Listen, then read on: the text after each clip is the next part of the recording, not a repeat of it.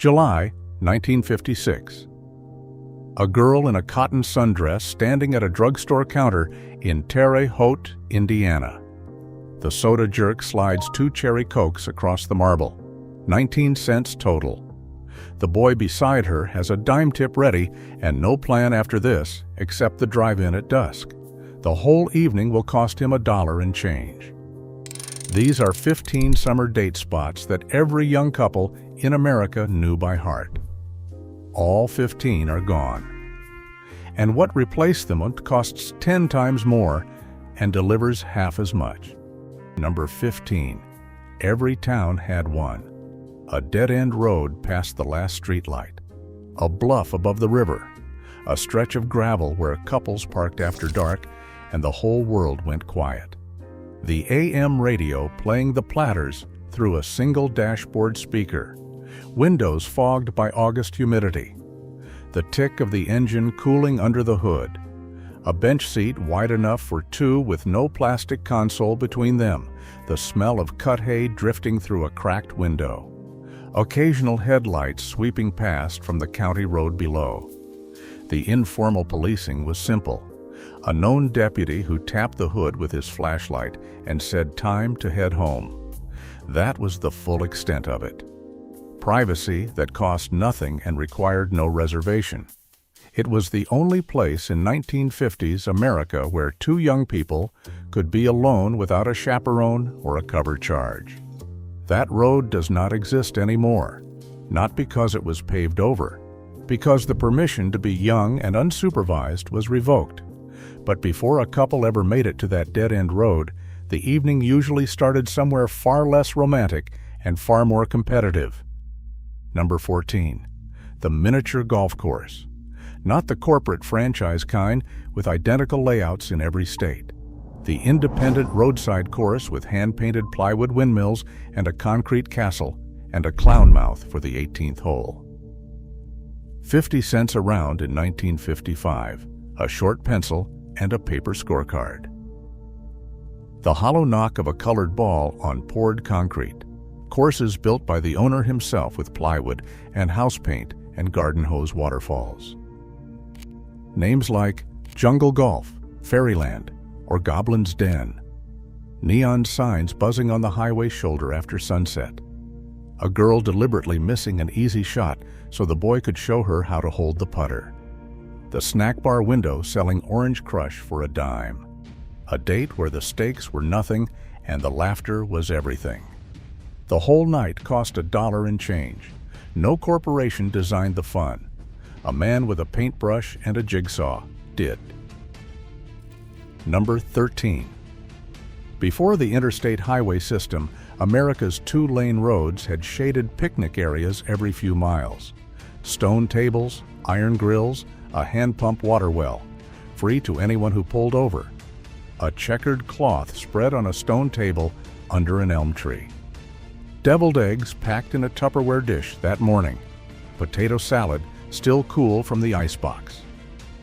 Bottles of knee-high grape soda buried in a steel cooler with block ice from the ice house at 12 cents a block. The smell of charcoal and cut grass and hot asphalt.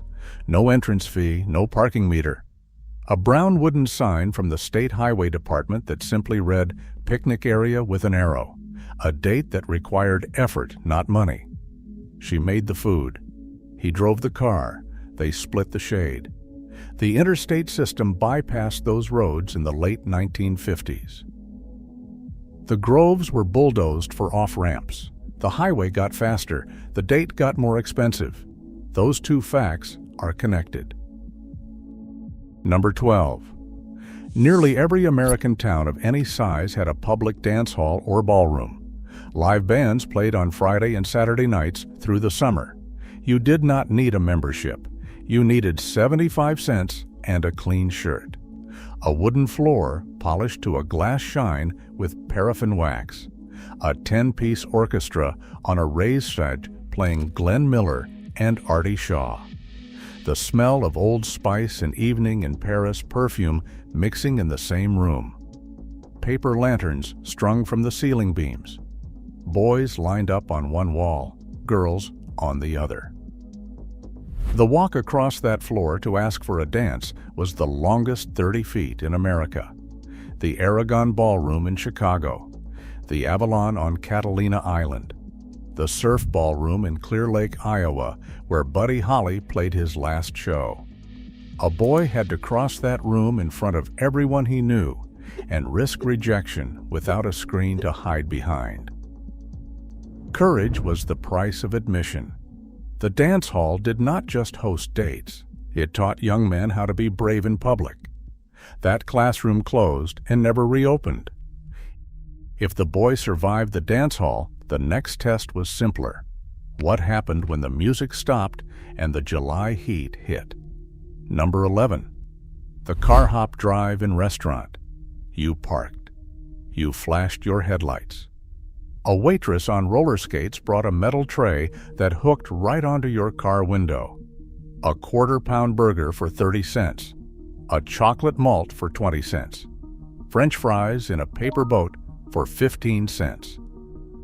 The metal tray clipped to the driver's side window, rattling slightly when you reached for the ketchup. The waitress in a white uniform and roller skates with a notepad tucked in her apron. Neon signs advertising root beer floats. The car radio tuned to the local top 40. Steak N Shake. A and W. The dog N Suds. The smell of grilled onions drifting across an asphalt lot at dusk. A private dining room on 4 wheels. Your own music. Your own company. A complete dinner date for $2 under $2. The meal came to you. That small dignity of being served where you sat, on your own terms, was worth more than any restaurant reservation in America today. The average dinner date in 2025 costs over $90 for 2 people. That is not inflation. That is the price of forgetting. Every one of these 5 date spots shared something the modern date does not. They were unstructured. No itinerary. No reservation confirmation, no algorithm deciding what came next. A couple made it up as they went. They drove until something looked right. They stayed until they felt like leaving. The evening had no script. That was the whole point. Spontaneity was not a luxury in 1955. It was the default setting. Number 10. The municipal swimming pool. Concrete-sided, chlorine blue, packed shoulder to shoulder on every Saturday in July. The center of summer social life for every teenager in town. Admission 15 to 25 cents. The sting of chlorine in the eyes and the taste of it on the lips for hours afterward. Concrete so hot it burned bare feet on the walk from the changing rooms. A lifeguard on a white wooden chair with a zinc-covered nose and a silver whistle. The snack bar selling dreamsicles for a nickel. Girls in one-piece swimsuits sitting on towels spread across the grass. Boys doing cannonballs off the low board hoping someone was watching. The echo of shouts and splashing off the concrete walls. You did not make plans to meet anyone at the pool. You just showed up and everyone you knew was already there. That kind of gathering cannot be manufactured or scheduled through a group text. It required a town small enough that everyone shared the same water. When the backyard pool became affordable in the 1960s, the public pool lost its crowd. The water stayed. The community drained out. Number 9. Town parks across America had to have permanent band shells. Concrete or wooden stages where municipal bands played free concerts on summer evenings. No ticket required. No cover. A blanket spread on the grass at dusk. Fireflies blinking in the tree line. A brass band playing Sousa marches and popular standards while the sky turned orange and then dark. Families in aluminum lawn chairs up front. Couples on blankets further back near the tree line where the lamplight did not quite reach. The hum of cicadas underneath the music. A printed schedule tacked to the bulletin board at the post office listing every Thursday night through August. A date where you showed up and the town played music for you. For free. Nobody sold you the experience. The municipality gave it to you because that is what towns used to do for their people. Most of those band shells still stand. Concrete lasts. The budgets that paid the musicians did not. Number 8. Not a multiplex. A single-screen downtown movie theater with a marquee, a balcony, a velvet curtain, and an usher with a flashlight. The Saturday night date destination of an entire generation. Admission 35 to 50 cents per person. A box of Milk Duds for a dime. Carpet in the lobby thick enough to silence footsteps. Gilded plaster on the ceiling.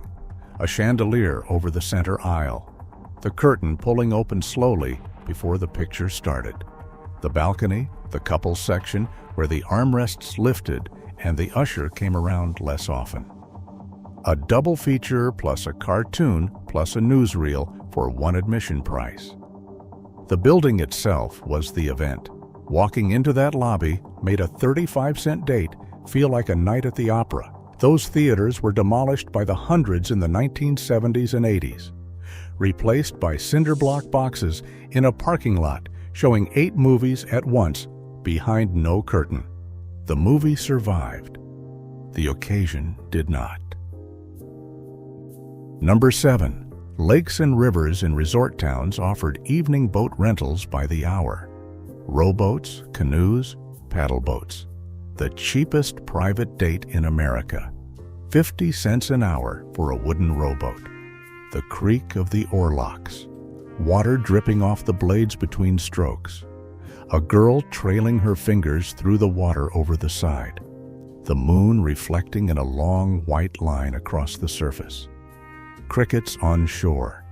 The distant sound of a jukebox from the pavilion near the dock. A boy rowing just slowly enough to stretch the hour past 60 minutes. The faint smell of lake water and pine sap, and summer.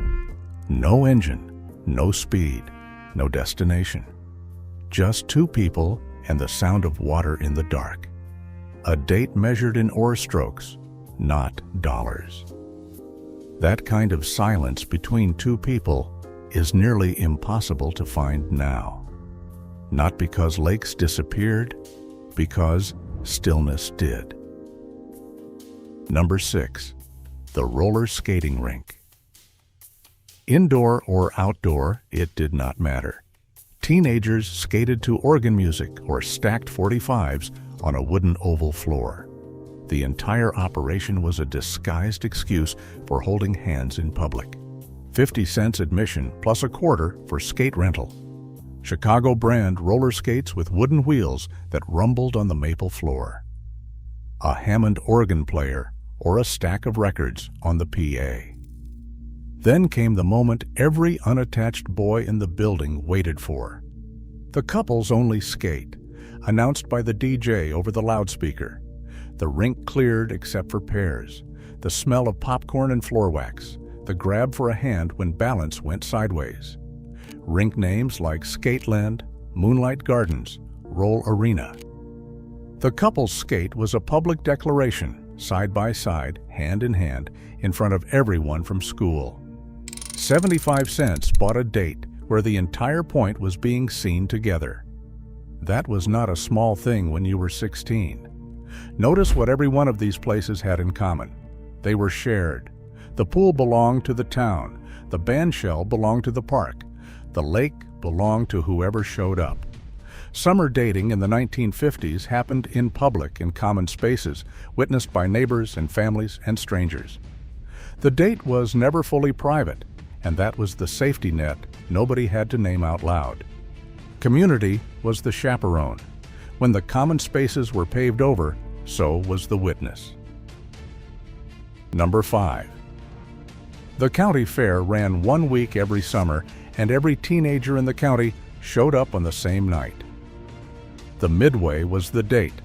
The Ferris wheel was the destination. General admission, 25 cents. Ride tickets, a dime apiece. Cotton candy, 15 cents a paper cone. The tilt-a-whirl pressing her shoulder into his on every turn. The ring toss that nobody could win and everybody tried. the smell of sawdust and diesel fuel and funnel cake grease hanging in the warm air, colored lights strung between poles reflecting off the chrome of the rides. And then, the Ferris wheel. The operator stopped every couple at the top. A deliberate pause. He had been doing it for decades. He never explained why.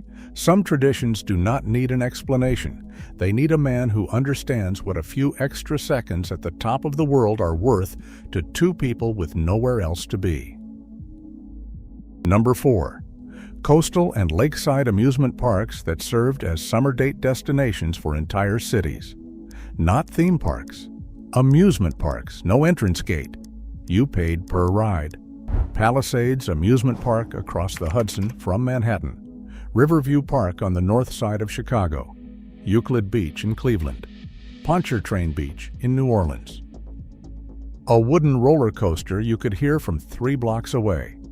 The Tunnel of Love, a slow, dark boat ride designed for exactly one purpose that everyone understood. Saltwater taffy pulled on a machine in the front window, the clatter of coaster cars climbing the first hill. A whole evening of rides for under $3. Palisades closed in 1971, Riverview in 1967, Euclid Beach in 1969. Demolished for apartment towers and parking structures. The land was worth more empty than full of people having the time of their lives. That math has never once made sense. But the amusement park was only one version of a much older idea. The simplest version needed nothing but a wooden floor and an open wall. Number 3. Open-air dance pavilions built at lakesides and in parks and at summer resort towns. A wooden floor under a shingled roof held up by posts. No walls. Open to the night on every side. Lake compounds in Connecticut. Crystal Beach in Ontario, the Danceland Pavilion at Arnold's Park in Iowa, a live band playing Tommy Dorsey and Benny Goodman while the breeze came off the water and cooled the dancers between songs. Paper lanterns hung from the rafters, bare bulbs strung along the posts, a slow dance with the smell of honeysuckle drifting through the open walls. Her dress moving in the cross breeze from the lake. Dancing outdoors with the windows of the sky wide open. The building had no walls because it did not need them. That architecture was not primitive. It was an invitation. The night was part of the design. When enclosed nightclubs replaced the open pavilion, the breeze stopped and the cover charge started. Number 2. At their peak in 1958, over 4,000 drive-in movie theaters operated in the United States. As of 2025, fewer than 300 remain. $1 a carload, not per person, per car. A speaker that hooked onto the window and crackled when the volume was too high. A gravel lot stretching back from a whitewashed screen 4 stories tall. The intermission reel with dancing hot dogs and a countdown clock, and a cartoon bucket of popcorn waving at the camera. Kids in pajamas asleep in the back seat by the second feature. A couple in the front seat watching the stars more than the movie. Popcorn at 20 cents a bag. The playground below the screen where children ran barefoot while their parents watched from the car. The drive-in did not ask you to be quiet. It did not ask you to sit still. It did not ask you to put your phone away because nobody had one. It asked you to show up with the people you loved and sit under the open sky. The real estate became too valuable to waste on joy. The screens came down.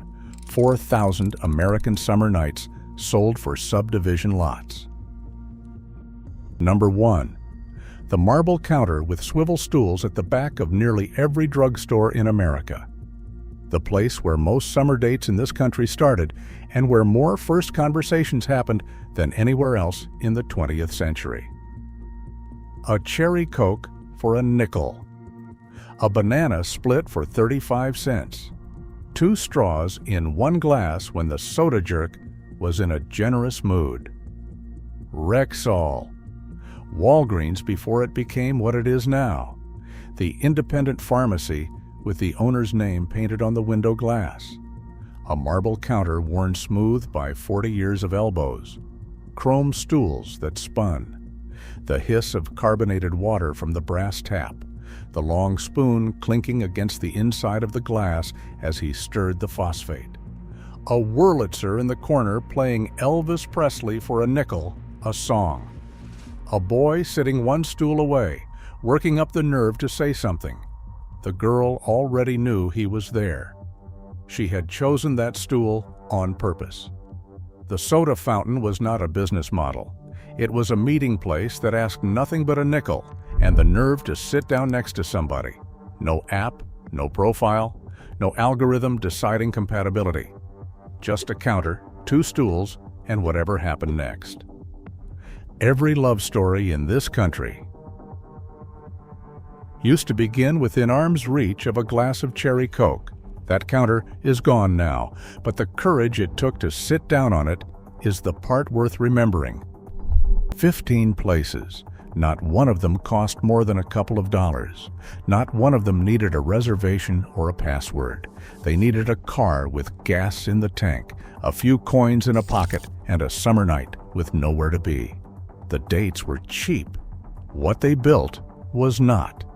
And somewhere right now, a grandmother is driving past a parking lot that used to be a drive-in. She is the only person in the car who remembers what stood there. And she has never told anyone what happened on that screen's last night, because nobody has ever thought to ask.